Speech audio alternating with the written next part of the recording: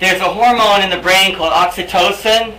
It's a bonding hormone which makes the people feel love and attachment for the other person. It's like glue. So it's like bonding your heart together like that with this person. You think this person really loves me, they care about me, they want to stay with me forever, right? That's your feeling.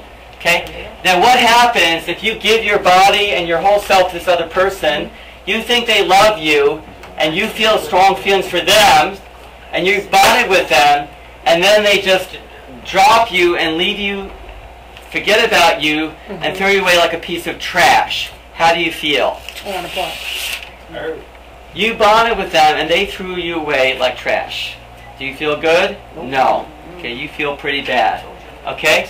So then you may lock yourself up in your bedroom for a few days or a few weeks, and you don't want to see anyone, you don't want to talk to anybody. But after a while you say, you know what? That guy was a jerk, but I was unlucky, but maybe I'll meet someone who's nice. So you go out, you kind of get all dressed up.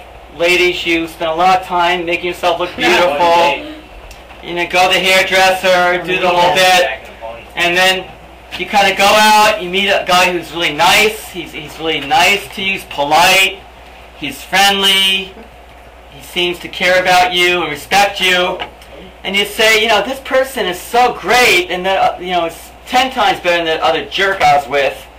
And then you think, well, you know, and then you date this person for a few times, and you think, you know, we really love each other and care about each other, and I gave my body to that total SOB before. Why, and this guy's much better than he was. Let's try this. So I might as well give this to him, right? So you go ahead and you have sexual relationship with this person. What is likely? What could happen? Same exact thing. The same thing could happen again, right? You're gonna keep going until. So you give yourself. You hope it's not going to happen again, and then it happens again. It could. It's all part again. Okay. Happen again. Okay, you're not doing too well here. Okay. And this can just keep on going on, and your self-esteem is getting lower and lower, and you want that high of being loved and embraced and having someone show affection to you, so you're even more needy and more vulnerable and more desiring someone to love you, and you give it up easier because of that, because you feel worse about yourself. So you know what happens sometimes? Sometimes people have like a light bulb go off in their brain, they get a revelation, an epiphany. You know what that is? A sudden paradigm shift. Paradigm shift. You know what some people do? They say, you know what? I used to think that people had sex and they really loved, that showed that they really loved each other. But now I know that people just use each other for themselves. So instead of waiting to get dumped by this jerk, I'm going to do the dumping first. Exactly. So then instead of getting played, you do the playing. Exactly. Instead of getting dumped, you do the dumping. You become a vampire. Yeah. Either way, you get played, or you use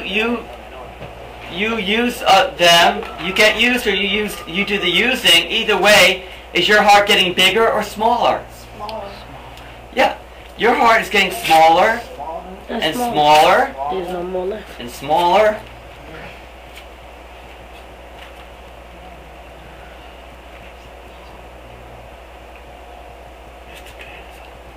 Merciless, Mr. P. Yeah. Either way, your heart, your ability to love, to trust, to give of yourself is getting smaller and smaller and smaller. Do you know people who have almost no ability to love and to trust? Yes. I do. They've been used, they've used. Either way, their heart is almost non-existent. They are really damaged. I know of a story. That's what uncommitted sex does to people. Don't do that to yourself. Don't destroy love. Because that's what uncommitted sex does. Okay?